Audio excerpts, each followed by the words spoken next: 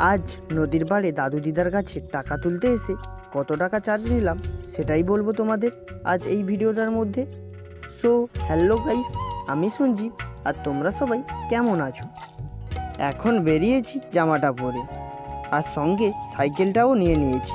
এখন চলো।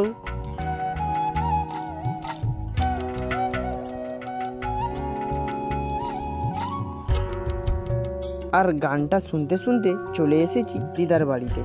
এখানেই এখন টাকাটা তুলব, কারণ দাদু অসুস্থ, কোথাও বেরোতে পারেনি।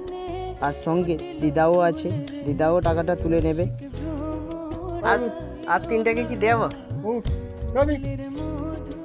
হ্যাঁ, আর 3 টাকা দিয়েছি, 3টে আছে আরো।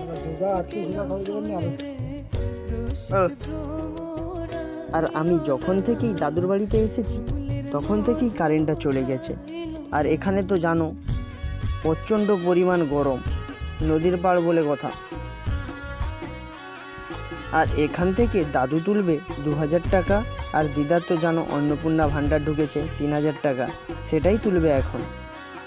আর এটা তোলার জন্য কত টাকা নিয়েছি সেটা কমেন্টে পিন করে দেওয়া আছে, তোমরা চাইলে দেখে আসতে পারো।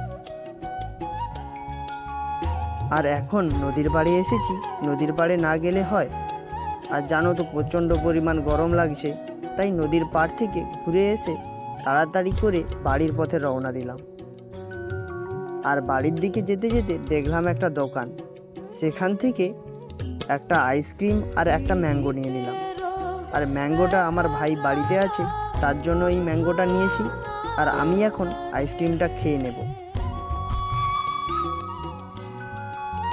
আর আজকের ভিডিও এইটুকুই। পারলে লাইক, কমেন্ট ও সাবস্ক্রাইব করে দিয়েছো পরের ভিডিও দেখার জন্য।